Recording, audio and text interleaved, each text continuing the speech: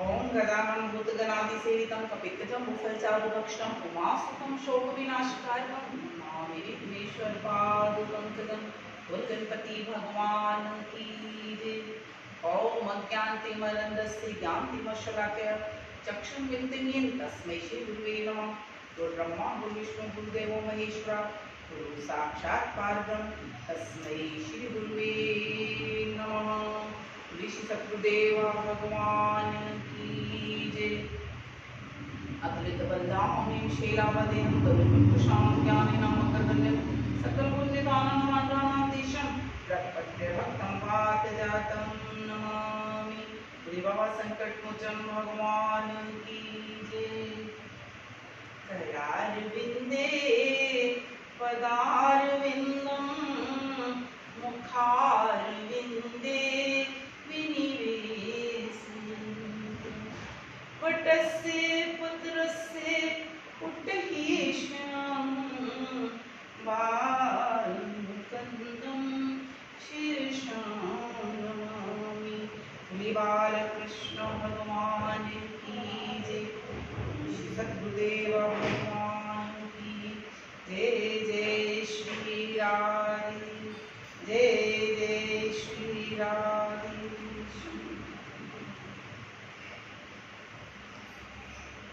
आपने तो सुनी। आज ब्रह्मा जी सुखदेव कहते हैं अकासुर के मरने के बाद मुरली मनोहर ने ग्वालवालों बछड़ों से यमुना में स्नान कर कदम के वृक्ष के नीचे बांधकर बांसुरी बजाई। ग्वालवालों से कहा भाइयों इस स्थान बड़ा पवित्र है, यहाँ बैठकर कलेवा करें। ये सुनकर सब लोग वहीं ठहर गए।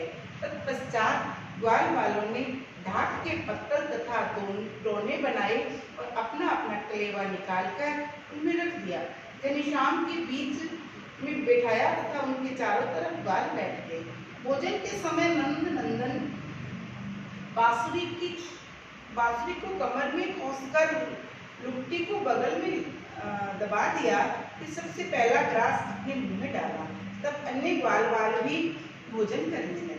उसी समय बांके बिहारी ऐसे शोभायमान हैं कि मस्तक पर मौर मुकुट पहना है, पीताम्बर तथा वनमाला धारण किए, हाथ में किया, बाएं हाथ से भोजन कर हंस कर अपने जूठे दाहिने हाथ से ग्वाल बालों को भोजन खिला रहे हैं। फिर ग्वाल बालों की पत्तल से भोजन उठाकर खाती और खट्टा मीठा स्वाद बताते जाती। उस समय श्री कृष्ण ने जो आनंद मनाया उसका वर्णन किसी प्रकार नहीं किया जा सकता। ग्वालवालों के समुदाय मानो तारागण के समान है। उनके बीच में बैठे हुए श्याम सुंदर चंद्रमा के समान शोभायमान है। उस समय सब देवता इस प्रकार इन ग्वालवालों के भाग्य को जो सच्चिदानंद प्रभु ने अपना जूठा खिला रहे हैं और खुद इनका जूठा खा रहे हैं। उस समय किसी देवता तथा मुनि ने ब्रह्मा जी से इस प्रकार का है पितामह हमें बड़ा आश्चर्य कि हम लोग यज्ञ आदि में बड़ी पवित्रता से सामग्री बनाकर श्री हरि को भोग लगाते हैं, तब वे शीघ्र स्वीकार नहीं करते। ऐसी अवस्था में हम ये कैसे मान लें कि इन ग्वाल वालों का जूठन खाने वाले श्री कृष्ण पारब्रह्म प्रभु का अवतार है। देवताओं के ऐसे वचनों को सुनकर श्री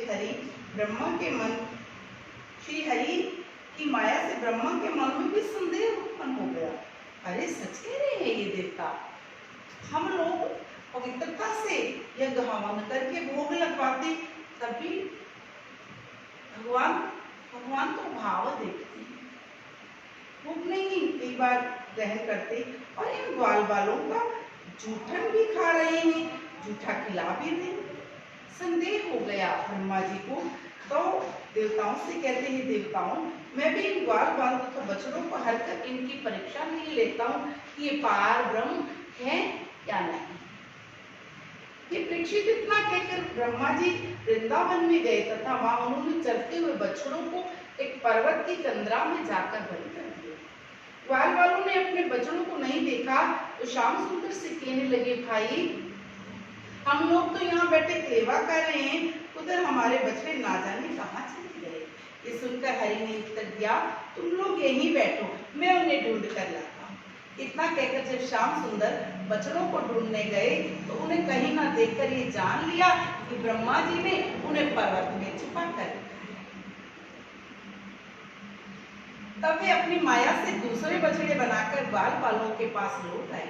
जब वे कदम के नीचे पहुंचते हैं तो ब्रह्मा जी ने ग्वाल बालों को भी छुपा दिया। फिर उनकी महिमा को जान ब्रह्मा ने उनका जब हरण किया तो बाके बिहारी ने मन में विचार किया, ग्वाल बाल अपने घर नहीं पहुंचेंगे तो उनके माता पिता को बहुत दुख होगा। तब उस मुरली मनोहर बाके बिहारी ने संध्या होने से पहले ग्वाल बाल तथा बछड़ों को लिया और वृंदावन में जा पहुंचे। श्री हरि की माया का भेद किसी को मालूम नहीं हुआ कि ग्वाल बाल भी प्रभु की माया से बने और बछड़े भी प्रभु की माया से बने हैं। श्री हरि की माया का भेद किसी को मालूम नहीं हुआ।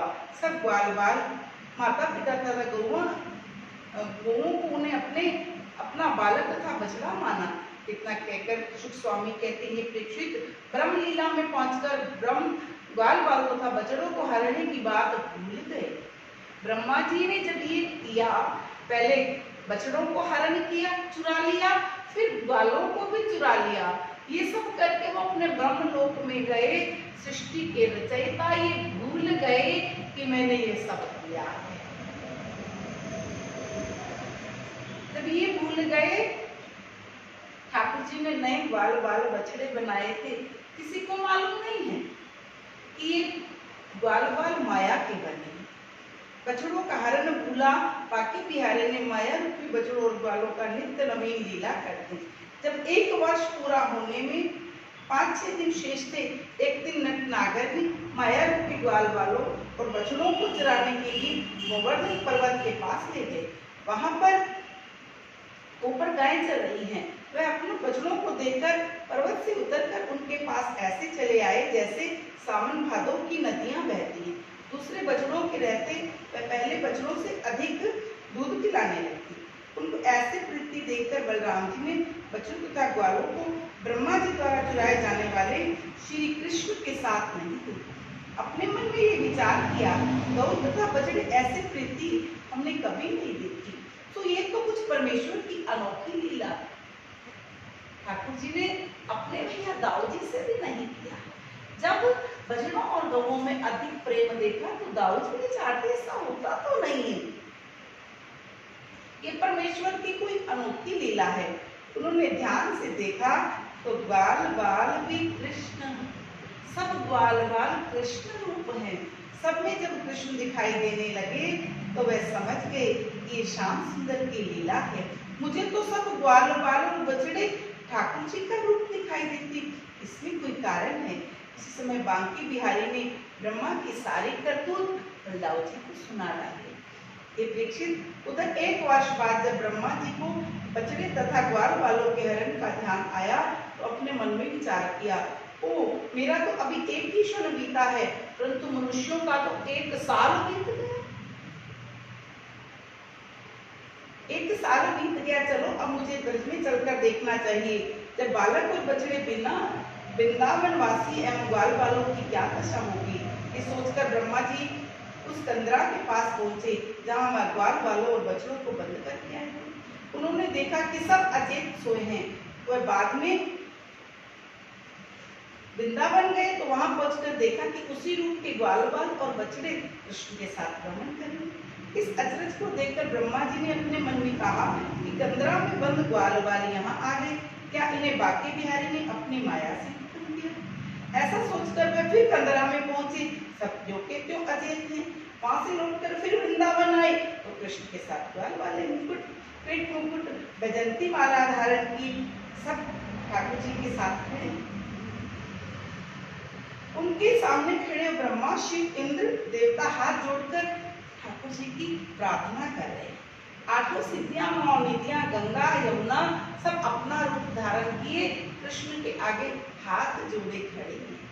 ब्रह्मा जी ने मन में अत्यंत घबराहट हुई और आंखें बंद कर ली और परमात्मा से प्रार्थना कर ली, हे प्रभु मैंने क्या कर दिया?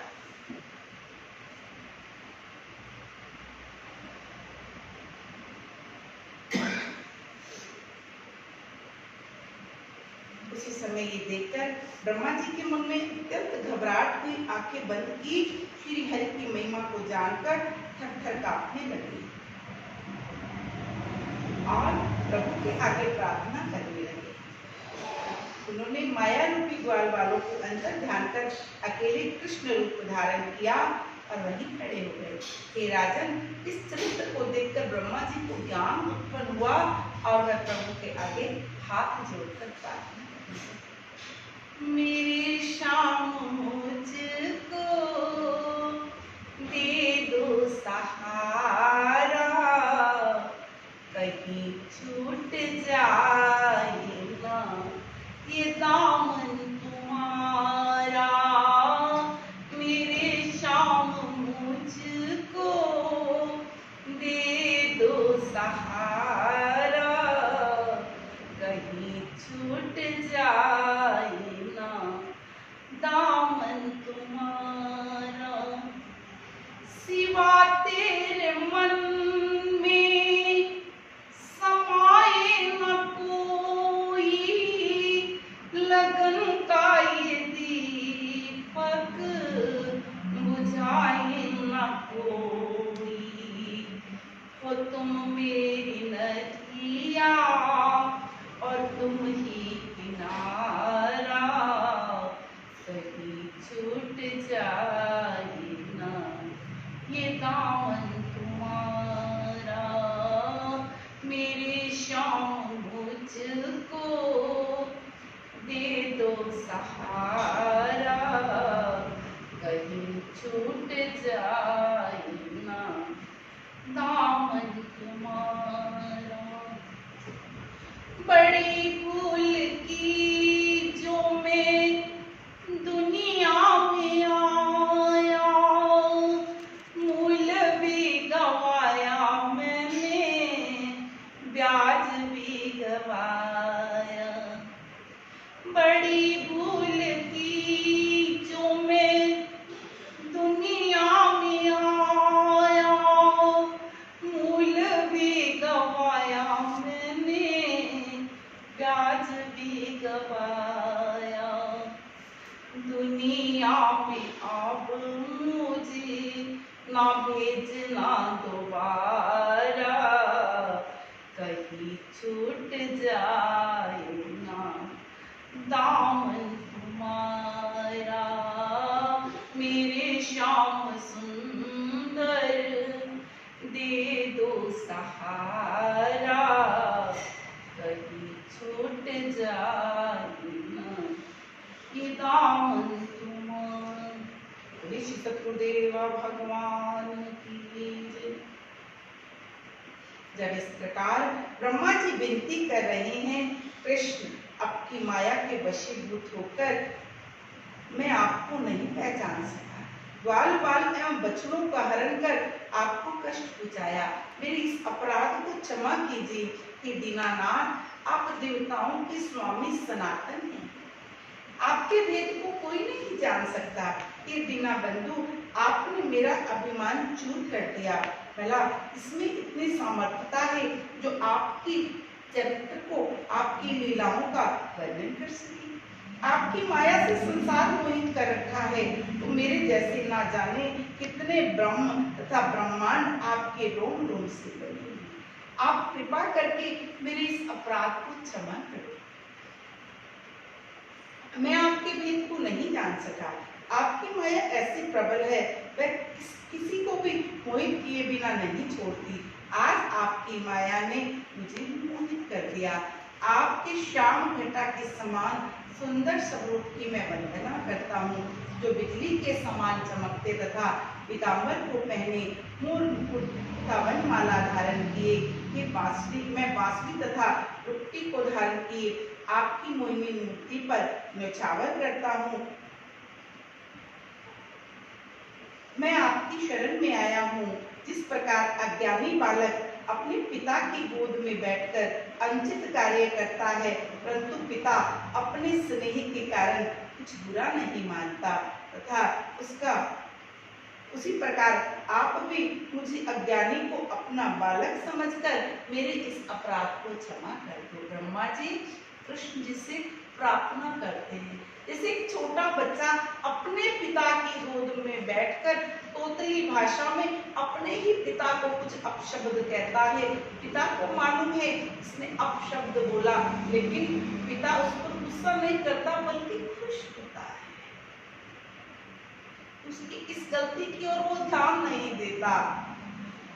इसी प्रकार के पार ब्रह्म परमात्मा के मुरलीधर, मैं आपका बच्चा हूँ, मैंने जो ये गलती किया है एक पिता की नाई, इस गलती को माफ कर दो, मैं आपकी शरण में आया हूँ। आप अपने सूक्ष्म रूप में चींटी के शरीर में भी निवास करते हैं। मैंने अपने आप को संसार के उत्पन्न करने वाला समझा, इसलिए मैं लज्जा को प्राप्त हूँ। मेरे इस व्यवहार को स्वप्न के समान मिथ्या समझना और मुझे अपने चरणों में सहारा देना। हे परीक्षित, इतना कहकर ब्रह्मा जी प्रेम विहल होकर मनमोहन के चरणों में गिर गए। उस समय श्याम सुंदर ने ब्रह्मा जी को उठाया। अब तुम ब्रज भूमि की परिक्रमा करके अपने लोक की ओर चले जाओ। अब श्री हरि की आज्ञा मानकर ब्रह्मा जी ब्रज की दाहिनी ओर से परिक्रमा करके अपने लोक को चले गए। श्याम सुंदर जी बछड़ों के साथ ग्वाल वालों की मंडली में जहां उन्हें भोजन करते छोड़ गए थे आ पहुंचे। नारायण जी की माया से 1 वर्ष समय बीतने पर भी इस रहस्य को किसी ग्वाल वाल ने नहीं समझा। वह विचारने लगे कि अभी अभी की बात है, हम भोजन करने बैठे थे और मुरली मनोहर बछड़ों को लेने गए।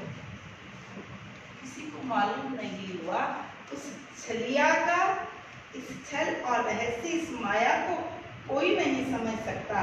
और जब वृंदावन के समीप ठाकुर जी पहुंचते हैं, नंद नंदन ऐसी बांसुरी बजाते हैं, उनकी ध्वनि को सुनकर ब्रज गोपनाएं अपना अपना काम छोड़कर घर से बाहर निकल दौड़ आती हैं।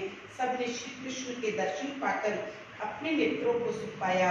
हे परीक्षित, गोपियों का तो अब नियम सा हो गया था, संध्या के समय अपना काम खत्म कर जो काटो अपनी ड्यूटी पर खड़ी हो जाती और गौएं चराकर अब कृष्ण आएंगे, कब हमारी आंखों की प्यास बुझेगी। वह दिन भर उनकी चर्चा करती और संध्या समय उनके लौटने का इंतजार करती थी। अभी मेरे मोहिनी मूर्ति को देखकर अपने हृदय को शीतल करती। हे परीक्षित, उन दिनों ग्वाल वालों ने अपने घर में जाकर अधासुर के मारने का समाचार भी कह सुनाया। जो तुमने पूछा श्री कृष्ण जी की 5वें वर्ष की लीला 6वें वर्ष में कैसे समाप्त हुई, तो वो ये कारण था। 1 वर्ष प्रभु ने जो बाल चरित्र किया, उनका ध्यान करने वाला मनुष्य संसार में अपने मनोरथ को पाकर मुक्ति को प्राप्त कर लेता है। शुक स्वामी कहते हैं, आओ आपको और भी कथा सुनाते हैं। भगवान को अभिमान प्रिय नहीं है। ब्रह्मा जी को अभिमान हो गया था, भगवान ने ब्रह्मा जी का मान मर्दन कर दिया। अब भगवान ने काली देव का मान मर्दन कैसे किया, अब मैं आपको वो कथा सुनाना चाहता हूँ। जब बलराम जी श्री कृष्ण जी 6वें वर्ष में प्रवेश किया, गौ चराने की अनुमति दे दी गई, तो प्रसन्न हो ग्वाल वालों के साथ पहले प्रभु जब 5 वर्ष छोटे थे तो बछड़े चढ़ाया करते थे। नित्य प्रति अपने बाबा से कहते, बाबा अब मैं बड़ा हो गया हूँ, अब मैं बछड़े नहीं चराऊंगा, अब मैं गौएं चराया करूंगा। गौ अष्टमी जो होती है, उस दिन से प्रभु ने गौएं चराना शुरू किया था। उनके चरणों से वृंदावन की भूमि पवित्र होती है। जब शाम ग्वाल बाल तथा गौओं को वन में पहुंचे तो वहाँ एक स्थान पर निर्मल जल भरा था। एक तालाब देखकर गौओं को तो चरने के लिए छोड़ दिया, आप सखाओं सहित खेलने लगे। वे कभी सखाओं से कहते, मैं तुम्हारी हथेली पर अपना हाथ मारकर भागता हूँ, तुम लोग मुझे पकड़ो। तो कभी किसी ग्वाले को हाथी, किसी को घोड़ा बनाकर उसकी पीठ पर चढ़ जाते और वैसी ही बोली बोलते। वन की शोभा को देखकर उन्होंने सुदामा आदि गोप वालों से इस प्रकार कहा, तुम लोग चैतन्य शरीर पाकर बलराम जी की महिमा को नहीं जानते। इस स्थान पर जड़ रूप बलराम जी की कृपा से चैतन्य शरीर प्राप्त हुआ है। संसार की ये रीति सदा से चली आई है। जिसके पास जो श्रेष्ठ वस्तु होती है उसे अपने स्वामी को भेंट करता है। इसलिए परोपकार कर वृक्ष भी बलराम जी को अपने फल फूलों को भेंट दिया करते थे। तुम भंवरों के फूलों पर गुजरते हुए वास्तव में बलराम जी के यश गा रहे थे। वन में मोर अपना नृत्य दिखा रहे थे। हे परीक्षित, इस प्रकार वृंदावन में बलराम जी की प्रशंसा के उपरांत कृष्ण जी एक ऊंचे टीले पर चढ़कर बैठ गए। काली धूमरी धोरी आदि नाम लेकर गऊओं को पुकारने लगे। जब सब गऊएं दौड़कर उनके पास आ पहुंची उस समय ऐसा प्रतीत होता है मानो चंद्रमा की चारों ओर रंग बिरंगी घटा फिर आई है। कुछ देर बीतने पर शाम ने गऊओं को तो हाँक लिया। आप बलराम से गलेवा करने के लिए कदम के वृक्ष के नीचे एक सगा की जाल पर मस्तक रखकर सो गए। जब निद्रा भंग हुई तो बलराम से कहा, भैया हम और तुम ग्वालों को अलग अलग टोली बनाकर फूलों से लड़ाई लड़ते आनंद आएगा। ये बात स्वीकार कर ग्वाल बाल तथा गौ दोनों भाइयों के साथ आधे आधे बट गए और रंग बिरंगे फूल तोड़कर सबने झोली भर ली। एक दूसरे को फूल मारते हैं। कुछ देर इस भांति खेलने के पश्चात अपनी अपनी गऊओं को लेकर चारों ओर चले आते। परीक्षित कहते, बलराम तथा कृष्ण के सखाओं में श्रीदामा एक दिन श्रीदामा अन्य सखाओं ने उन दोनों से कहा, ये श्याम सुंदर, यहाँ कुछ दूरी पर ताड़ का एक ऐसा वन है जिसमें अमृत के समान मीठे फल लगे हैं। वहाँ धेनुका नामक एक राक्षस गधे के रूप में रहकर उन फूलों की रखवाली करता है।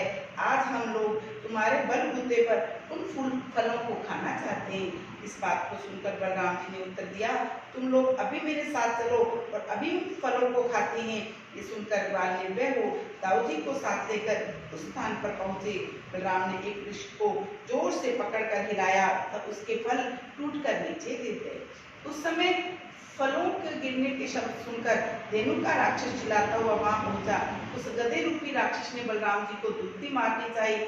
उन्होंने एक ही टांग पकड़कर पृथ्वी पर ऐसा पटका, बलराम जी की लत्ती मारने लगा। उस समय बलदाऊ जी ने उसकी दोनों टांगों को पकड़कर एक ऊंचे वृक्ष की डाली पर ऐसा फेंका, उसी समय नीचे गिरकर वह मर गया।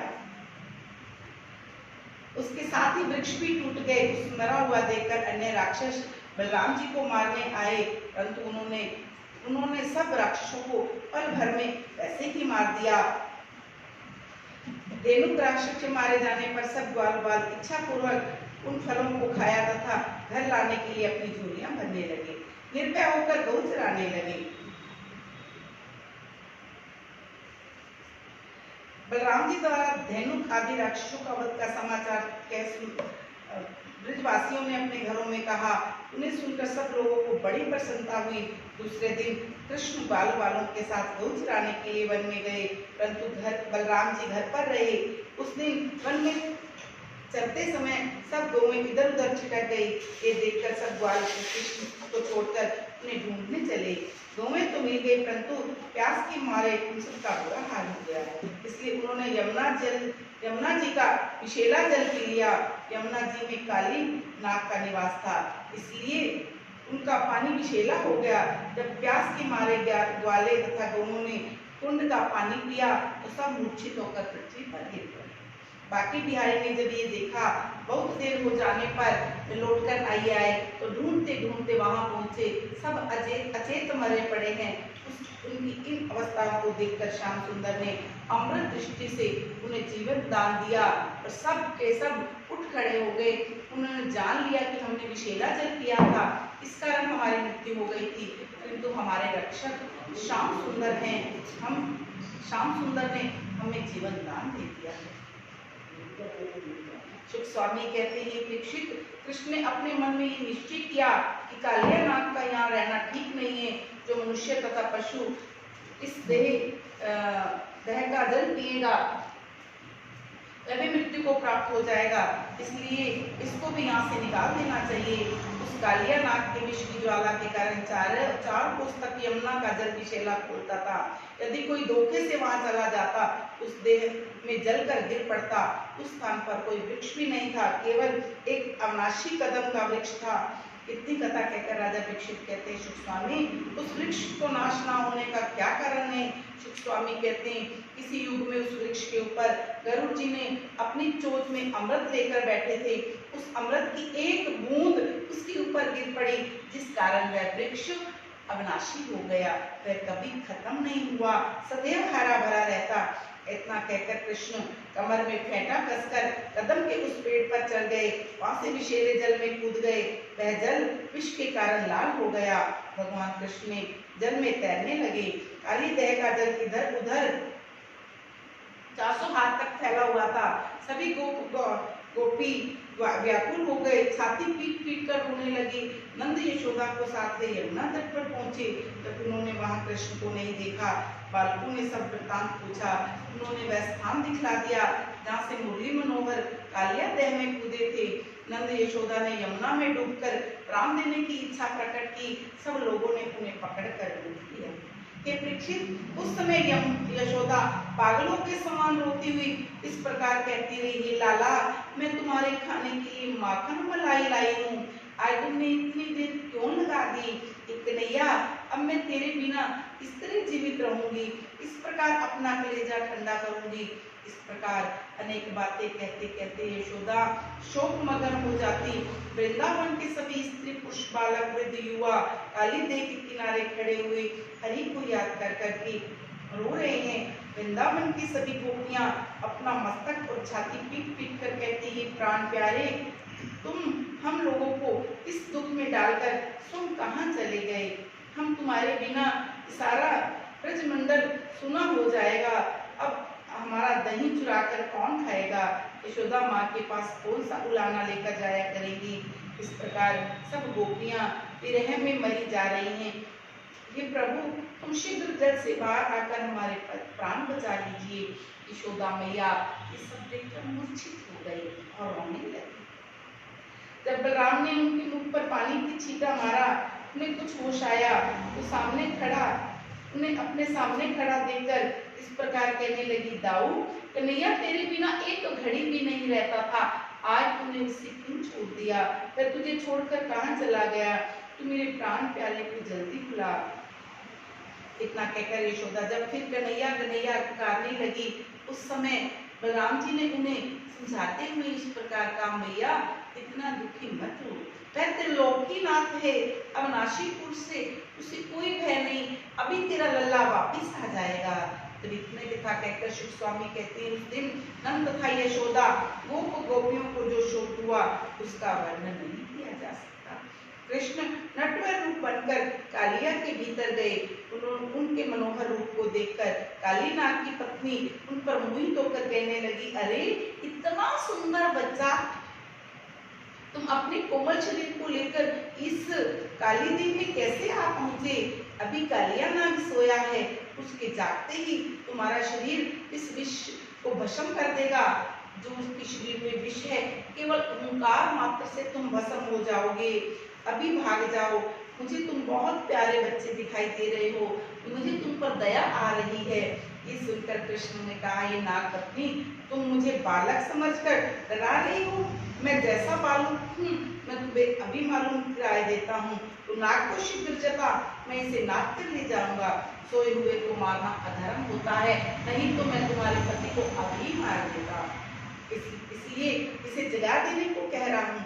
नागपति ने उत्तर दिया, ये बालक तुम छोटे हो, तुम्हें नहीं पता ये नाग है, ये फुंकार मारेगा तुम मर जाओगे। इतने प्यारे बालक हो। अच्छा चलो मैं उठाऊंगी, पहले मुझे ये बताओ कि तुम किसके बातें करती हो? नागपत्नी ने उत्तर दिया, बालक तुम छोटे हो, बड़ी बात क्यों करती हो? काली नाग ने गरुड़ से युद्ध किया, तो तेरी क्या विसात है? मुझे लगता है तेरी मृत्यु यहाँ खींच कर तुझे ले आई है। यदि तू मेरा कहना नहीं मानेगा तो सुन, इसे जगा लो। तुम चाहते हो तो इसे जगा लो। नागपत्नी कहती, तुम इतने अगर तुम्हें धन की इच्छा है तो मेरे पास बहुत सारा धन है, मैं तुझे वो देती। तुझे देखकर मेरे अंदर वो ममता जाग रहा है, मुझे इतना प्यारा लग रहा है, मैं चाहती हूँ तुम नाग के उठने से पहले चले जाओ। नागिन हाथ जोड़कर रोने लगी। तुम काली नाग के उठने से पहले चले जाओ। कृष्ण कहने लगे नहीं।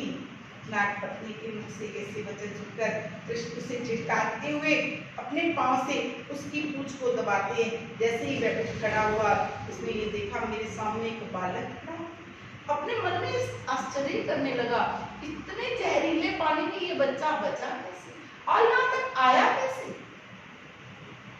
मेरे विष की गर्मी तो अक्षयवट भी सहन नहीं कर सकता, तो ये बालक कैसे सहन कर रहा है? ये बालक अभी तक जीवित कैसे है?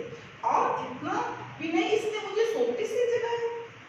रोज से पूछ फटकता हुआ कृष्ण की ओर झपटा, अपने 101 क्षणों से उसके शरीर को काटने लगा। हे परीक्षित, उस कालिया नाग ने नाग के विष की गर्मी से यमुना का जल सदैव खोलता था, परंतु श्याम सुंदर के शरीर पर उस विष का कोई असर नहीं हुआ।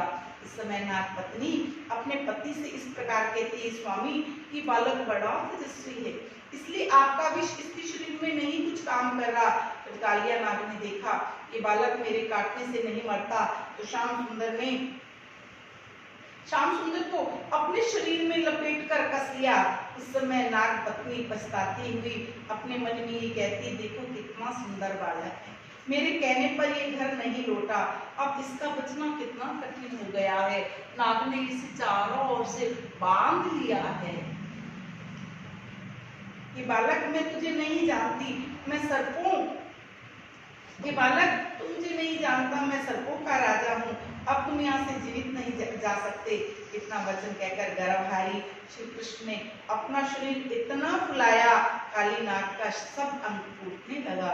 जब उसने व्याकुल होकर घनश्याम को छोड़ दिया, उस समय बांके बिहारी ने उसी के फन को अपने पांव के नीचे दबाकर शीघ्रता पूर्वक नाक डाला, फिर उसके नाक की डोरी को पकड़कर उसके मस्तक पर जा विराजित हुए। ये परीक्षित, जिस समय कृष्ण अपने शरीर में तीनों लोगों का बोझ लेकर कालिया नाग के मस्तक पर बंसी बजाते हुए नृत्य करने लगे।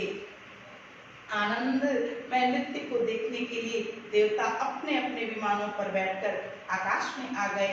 गंधर्वों ने ताल शुरू किया, त्रैलोकीनाथ का यश गान किया था, देवता लोग पुष्प बरसाने लगे। जब भार के कारण कालिया नाग के फनों में खून गिरने लगा, मृत्यु तुल्य होकर अपने विष का घमंड भूलकर फन पटक पटक कर जिया निकालता है, इसी समय कृष्ण कृपा से उसे ज्ञान प्राप्त हो गया। ये तो त्रैलोकी का नाथ है। ये बात सिमरन हो आई। एक समय ब्रह्मा जी ने मुझे ब्रज में श्री हरि के कृष्ण अवतार होने की बात कही है। इस समय आते ही इसे निश्चय हो गया कि बालक वही अवतार है, अन्यथा और किसी में इतनी समर्थता नहीं है जो कोई मेरे विष से जीवित बच सके। उस समय कालिया नाग ने मन में पछताना शुरू किया, बुरा कर्म हुआ, मैंने जो त्रैलोकीनाथ के शरीर पर अपना फन चलाया। अब मन में वो जो अभिमान था, मैं कर सकता हूँ, मैं मार सकता हूँ, अभिमान जब खत्म हो जाता है तो प्रभु अपना लेते हैं। ब्रह्मा जी को भी अभिमान हुआ था, अब कालिया को भी अपना अभिमान, जब मैंने ऐसा किया मन से बार बार दीन हो गया, अपने कर्मों का सिमरन कर लज्जावश स्तुति करने लगा। हे वैकुंठनाथ मेरी रक्षा करो। जब वैकुंठनाथ ने देखा कालिया नाग का अभिमान टूट गया, उन्होंने कृपा कर उसे चतुर्भुज दर्शन देकर उद्धार किया। उस समय नाग पत्नियां रुदन करती हुई उसके सामने हाथ जोड़कर स्तुति करने लगी। अपने धर्मियों को मारने तथा पृथ्वी का भार उतारने के लिए आपने अवतार लिया है। संसार में जो मनुष्य आपका ध्यान करता है, आप उसे अपनी भक्ति प्रदान करते हैं। और आज तो हमारे अहोभाग्य, आज आपका हमने साक्षात दर्शन किया। जिस प्रकार अनजाने में भी अमृत पीने से मनुष्य अमर हो जाता है, उसी प्रकार यदि कोई अनजाने में आपका ध्यान करता है, इसे भी आप उतार देते हो। आज तो हमारा अहोभाग्य, हम आपका दर्शन करते हैं, तो हम कृतार्थ हो गए। प्रभु हमें कैसे नहीं पाओगे। जोड़कर प्रार्थना करने लगी। मेरा अवगुण भरा शरीर नाथ कैसे तारोगे, कैसे तारोगे, तारोगे कैसे तारोगे। मेरा अवगुण भरा रे शरीर नाथ कैसे तारोगे। जब नाग पत्नियां इस प्रकार स्तुति करती, श्याम सुंदर प्रसन्न हुए, कालिया नाग के मस्तक से नीचे कूदे। उस समय कालिया नाग ने दंडवत करते हुए प्रार्थना की, प्रभु मुझे अनजाने में जो अपराध बन पड़ा उसके लिए क्षमा प्रदान कीजिए। मैं विष के परिणाम तामसी स्वभाव का प्राणी हूँ, इसलिए मैंने आपके ऊपर अपना फन चलाया है। प्रभु ब्रह्मा आदि देवता भी आपके भेद को नहीं पहचान सके, तो भला बताओ मैं मूर्ख कैसे जान सकता हूँ। मेरा कोई अपराध नहीं है, आपने मेरी जाति का स्वभाव ऐसा बना दिया। मैं अपने स्वभाव के अनुसार आप पर फन चला रहा था, अब तो मैं आपकी शरण में आ गया हूँ। मेरा मस्तक धन्य है, मैं आज अपने आप को भाग्यशाली समझता हूँ। इसके मस्तक पर मेरे प्रभु विराजमान, त्रैलोकी का नाथ मेरे मस्तक पर विराजमान है। ब्रह्मा जी जिनका दिन रात ध्यान करते हैं, इसके द्वारा वह तीनों लोगों को कृतार्थ करने वाली गंगा जी उत्पन्न हुई, वही चरण आज मेरे मस्तक पर विराजमान है। इससे अधिक धन्य भाग मेरा और क्या होगा। हे परीक्षित, कालिया नाग की स्तुति सुनकर श्याम सुंदर ने कहा, कालिया यहाँ से हटकर अपने परिवार सहित रमन द्वीप में जाकर निवास करो। जो मनुष्य इस काली नदी में स्नान कर पितरों को तर्पण करेगा, उसके संपूर्ण पाप नष्ट हो जाएंगे। मैं तुमसे प्रसन्न हूँ, तेरा अपराध क्षमा किया, माँ प्रलय के पर्यंत संसार में तेरा नाम स्थिर रहेगा। जो देवता मनुष्य मेरी इस कथा को कहेंगे, उन्हें सर्प के काटने का भय नहीं रहेगा।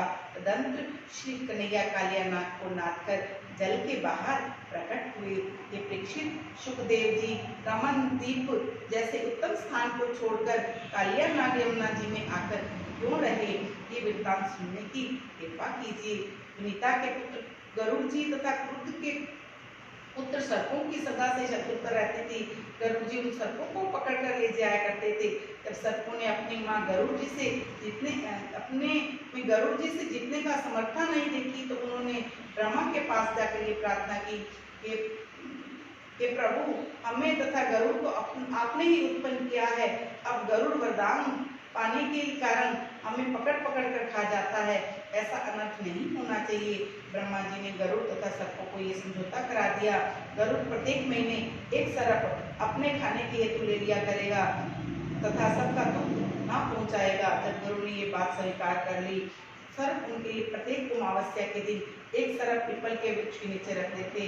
उनके पुत्र कालिया ने इस बात का स्वीकार कर उनके भक्षण के सर्पों को भी खाने लगा।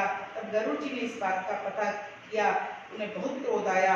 गरुड़ जी ने अपनी चोट तथा पंखों से घायल कर उन्हें नीचा गिरा दिया। कालिया ने अपने 100 फन उठाकर उसे युद्ध किया। जब कालिया ने ये देखा गरुड़ मुझसे अधिक शक्तिशाली है, तो वहां से भाग गया। सौभर ऋषि के शाप के कारण गरुड़ यमुना जी में नहीं जा सकते थे। इसी कारण कालिया नाग अपनी पत्नी सहित भागकर यमुना जी में आ बसा और इसलिए वो कालिया नाग यमुना जी में आकर रहने लगा। राजा परीक्षित कहते हैं सुख स्वामी वृंदावन के समीप यमुना के तट पर क्यों नहीं जा सकता था, कृपया इसकी कथा भी कहेंगे। श्याम सुंदर कहते हैं, सुख स्वामी कहते हैं मैं सभी कथा सुनाऊंगा। इस प्रकार जब काली नाग ने देखा, जब काली नाग को लेकर प्रसन्न हो गई, सब लोग जो व्याकुल थे कृष्ण के दर्शन कर सबकी अग्नि शांत हो गई। नारायण जी की इच्छा से वह अग्नि बुझी और सब इस लीला को देखकर बहुत प्रसन्न हुए। सुख स्वामी कहते हैं, जिस समय प्रभु का दर्शन हुआ, जैसे गर्मी में तपते हुए को कोई शीतल जल मिल जाता है, उसी प्रकार जो ये सब लोग भगवान के बिना तप रहे थे, भगवान का दर्श कर वह सब लोग बहुत प्रसन्न हुए और सब अपने अपने घर में जाकर बहुत प्रभु के गुणों का गान करने लगे। बोली बाल कृष्ण भगवान। कहते हैं एक बार राधा रानी आदि 16,000 ब्रज बालाएं अत्यंत उमंग में भरकर कृष्ण के पास गई और कहने लगी, हे बिहारी जी, शुभ सेम है आपकी ये गोपियों, तुम्हारे आने से मुझे अत्यंत प्रसन्नता हुई है। अब तुम जो कहो मैं वही कार्य करना चाहता हूँ, परंतु पहले ये बता दो कि तुम आधी रात के समय युवती स्त्रियां अपने कुल विचार की लज्जा को छोड़कर उल्टा श्रृंगार करके पागलों के समान यहाँ किस लिए आप पहुंची? तो गोपियों ने कहा, प्रभु आपने बंसी में एक एक का नाम लेकर हमें बुलाया। आपकी बंसी जब आवाज लगाती है तो हम सब कुछ भूल जाते हैं। आपकी बंसी ने हम सबका एक एक का नाम लेकर जब बुलाया, हमें लोगों की लज्जा, मर्यादा, तपस्या कुछ याद नहीं रहा। तो श्याम सुंदर कहते, वे शास्त्रों में लिखा है, अपना पति अंधा, कोढ़ी, करूप, रोगी कैसा भी क्यों ना हो, ईश्वर के समान समझना चाहिए। जो स्त्री ऐसा करती है संसार में वो इच्छित आनंद उठाकर मुक्ति पद को प्राप्ति है। उन्हीं को कुलवंती और पतिव्रता कहा जाता है। उसकी लोक निंदा भी नहीं होती है। तुम्हारी भक्ति और प्रेम को देखकर मुझे जो प्रसन्नता हुई वहां तुम्हारे यहाँ आने पर नहीं हुई, क्योंकि तुम्हारे इस प्रकार चले आने पर सब ब्रजवासी मेरी और तुम्हारी निंदा करेंगे। अब तुम चांदनी रात तथा यमुना के तट की शोभा को देखकर देख चुकी हो, तो अपने अपने घर जाओ और प्रेम पूर्वक अपने पतियों की सेवा करो। तो सखियां हाथ जोड़कर प्रभु से कहती हैं, श्याम सुंदर सवेरे सवेरे यूं मुरली बजाया करो ना, नाम ले ले के मुरली में मेरा, अरे मुझे घर से बुलाया करो। एक गोपी तो कहती, मुझे घर से बुलाया करो ना। दूसरी गोपी कहती, नहीं श्याम सुंदर, तुम सुबह सुबह बंसी बजाकर मुझे अपने घर से बुलाया करो। कोई जिद से करते बुलाया करो माँ, अरे कहते बुलाया करो ना, नहीं बुलाया करो। श्याम सुंदर सवेरे सवेरे, अरे तुम मुरली बजा करो ना, नाम ले ले के मुरली में मेरा, ओ मुझे घर से बुलाया करो ना, मुझे घर से बुलाया करो ना। श्याम सुंदर सवेरे सवेरे तुम मुरली बजाया करो ना। गोपियां कहती, हमें लोक लाज निंदा कुछ मालूम नहीं, हम तो केवल यही जानते हैं कि तुम हमारे हो और हम तुम्हारे। हम तुम्हारे हैं प्रभु जी, हम तुम्हारे ही रहेंगे, ये मेरे लिए। इस प्रकार सखियां प्रभु से प्रार्थना करती हैं। ज्ञान उपदेश को सुनकर सब गोपियां बड़ी ठंडी सांस लेती हैं, अपने पैरों के नखों को पृथ्वी से उड़ेदने लगती हैं और ज्यों की त्यों चित्रत खड़ी हो जाती हैं, ना हिलती न डुलती। कैसे हो तुम? पहले तो घर से बुलाते हो और अब कहते हो घर वापस चले जाओ। श्याम सुंदर, कुछ देर पूर्व तक तो जो उनके मुख पर प्रसन्नता थी, अब कहीं उसका चिन्ह भी नहीं। तब सब ब्रजबालाएं चतुर थी, इस प्रकार कहने लगी, हे कृष्ण तुम बड़े ठग हो, पहले तो अपनी मुरली में हमारा नाम भर भर कर पुकारते हो, फिर ऐसी बातें करते हो। इस समय तुम शास्त्रों की बातें कहकर हमारे प्राणों को हर लो, लेकिन हम अपने घर वापस नहीं जाएंगे। जिस प्रकार तुमने इस रात्रि के समय हमें बुलाया, उसी प्रकार अब तुम हमारे मन की अभिलाषा पूर्ण करो और हमारे साथ वास करो। हमें वेद शास्त्र मर्यादा कुल परिवार की लज्जा सब तुम्हारे अर्पण कर दी है। हे पारब्रह्म प्रभु, तुम्हारे चरणों का ध्यान ऋषि मुनि तथा देवता करते हैं। हमें ऐसा धर्म नहीं सीखना चाहती जो तुम्हें छोड़कर संसारी मोह माया में लिपट जाए। हमारा तो केवल एक ही धर्म है कि हम तेरे रंग में रहें।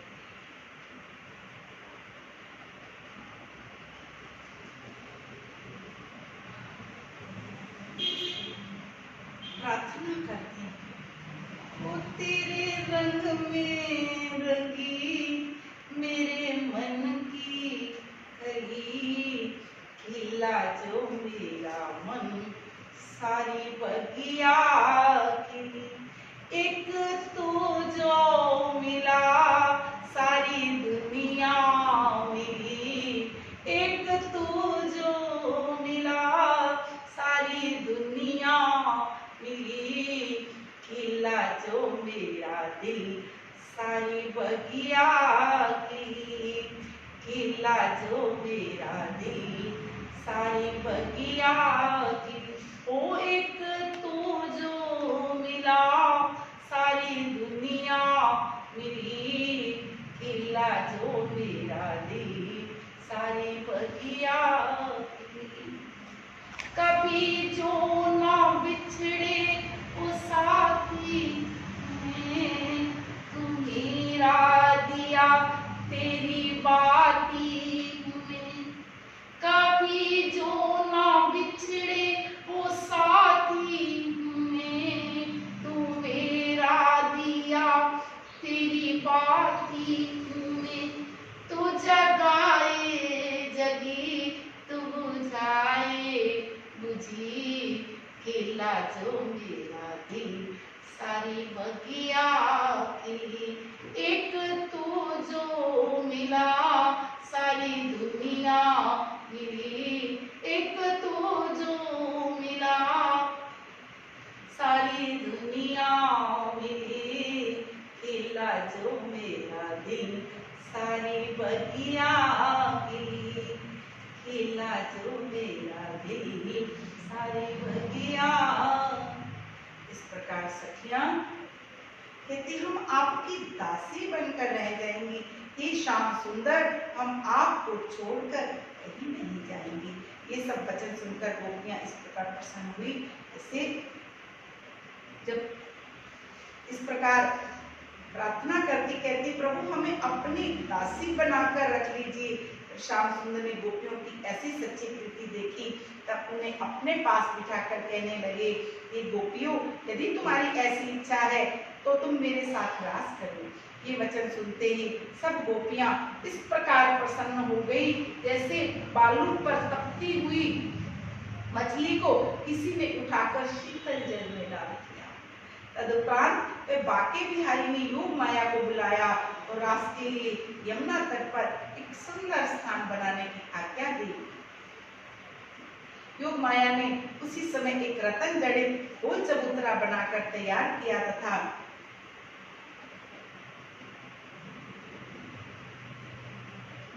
मोतियों तथा फूलों की झालर लटका दी। चबूतरा तैयार हो गया। श्याम सुंदर, राधा आदि सब ब्रज बालाओं के साथ चांदनी रात पर इस चबूतरे को 100 गुना अधिक चमक रहा है। श्याम सुंदर की इच्छा से उस चबूतरे के पास वस्त्र आभूषणों का ढेर लग गया।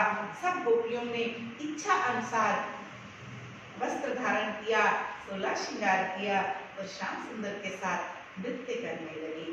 श्याम जी ने राधिका जी के साथ वास्तविक रूप में रहकर अन्य दो गोपियों के बीच में अपना एक रूप प्रकट किया। उस समय श्याम सुंदर की शोभा ऐसे लग रही थी जैसे स्वर्ण की माला के दोनों में नीलमणि चढ़ी रहती हो। इस प्रकार मनमोहन ब्रज बालाओं के गले में हाथ डालकर चुमकर उनको कंठ से लगाते हैं और धीरे धीरे बंसी में राग रागनियां भरते हैं। उस समय उन सब के हृदय थक रह गए। विरह की ज्वाला शांत हो गई। उस समय गोपियों ने उनकी अनुपम छवि को देखकर मोहित होकर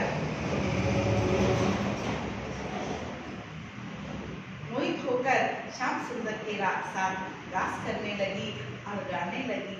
तेरी मुरली की धुन सुन के मैं बरसाने से आई हूँ। तेरी मुरली की धुन सुन के मैं बरसाने से आई हूँ। मैं बरसाने से आई हूँ। मैं वृषभानु की जाई हूँ। तेरी मुरली की धुन सुन के मैं बरसाने से आई हूँ।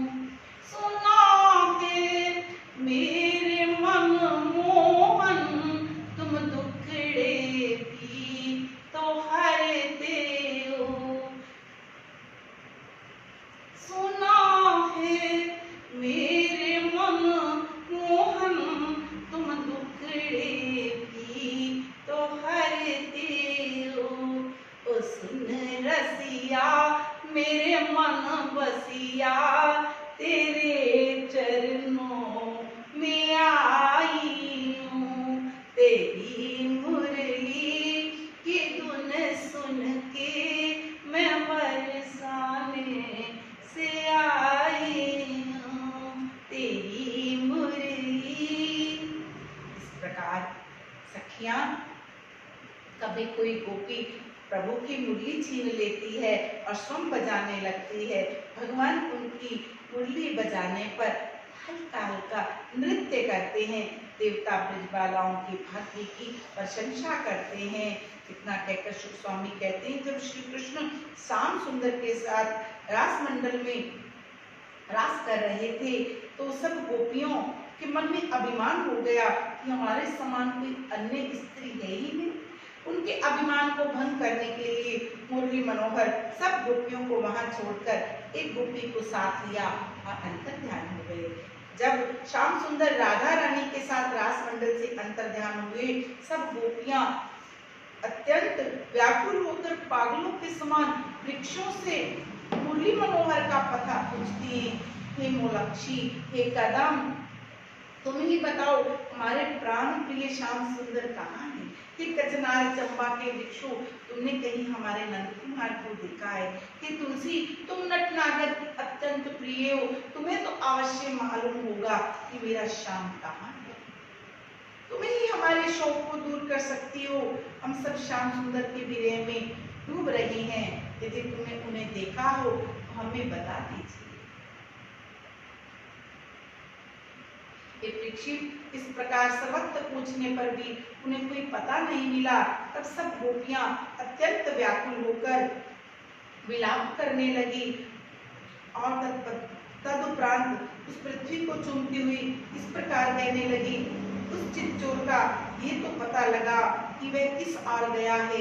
हे पृथ्वी मैया, उनके चरण चिन्ह के आधार बनाकर जब गोपियां आगे बढ़ी तो कुछ दूरी पर एक स्त्री का चरण चिन्ह और दिखाई दिया। उस चिन्ह को देखकर परस्पर इस प्रकार कहने लगी, हे सखी, अवश्य ही ये उन सर्वशक्तिमान भगवान श्री कृष्ण की आराधिका हैं। इस आराधिका ने पूर्व जन्म में शिव पार्वती का कोई बहुत बड़ा तप किया होगा, तो श्याम सुंदर हमें छोड़कर उन्हें अपने साथ ले। दूसरी कहती, अली, श्याम सुंदर का ध्यान करने वाले प्राणी को मुक्ति प्राप्त होती है, परंतु हमारी एक सखी की तो समानता भी नहीं कर सकता कोई, क्योंकि नंदलाल का मुख चूमकर अपना जीवन धन्य बनाती है। इस प्रकार जब सब विलाप करती हुई किसी समय भगवान की प्रशंसा करती हैं और किसी समय कहते हैं, अरे निष्ठुर मनमोहन, पता मुझसे क्या पूछती हो? किसी से कहती हैं, मुझे स्वयं ही नहीं मालूम कि वे हमें छोड़कर कहाँ चले गए। स्वामी कहते हैं, श्याम सुंदर गोपी को छोड़ के कारण जब श्री वाक्य बिहारी उसे साथ लेकर गोपियों के बीच से अंतर ध्यान हुए, उसे पुष्पों के गहने पहनाकर सहवास के साथ सुख पहुंचाया। उस समय उसे भी अभिमान हो गया और मुरली मनोहर को अपने वश में कर लिया। उन्होंने केवल मेरे ही कारण रासमंडल रचाया, इसलिए मुझे वहां से लेकर चले आए, ऐसा विचार उसके मन में आया। ये प्यारे, नृत्य करने वाले तथा मार्ग में चलने के कारण मेरे पांव दुखने लगे हैं, सो तुम अपने कंधे पर बिठा लो। जब मुरली मनोहर का ये वचन सुना तो उन्होंने जान लिया कि उसको भी गर्व हो गया है, अब इसके गर्व को भी नष्ट करना चाहिए। ये विचार कर बांके बिहारी ने अपने पीठ नीचे झुका मुस्कुराते हुए कहा, आओ तुम्हें मैं अपने कंधे पर बिठाता हूँ। जैसे ही हाथ बढ़ाकर अपने कंधे पर बैठने को हुई, तैसे ही गिरधर गोपाल वहां से अंतर्धान हो गए। अभिमान तो ठाकुर जी को प्रिय नहीं है, यदि राधा रानी के अंतर मन में इतना सा भी गर्व हुआ, भगवान ने उनका भी उसी वक्त त्याग कर दिया। ब्रह्मा जी को हुआ, भगवान को अभिमान प्रिय नहीं है। वो किसी के भीतर जिन्हें वो अपना बना लेते हैं, उनके अंदर अभिमान नहीं रहने देते।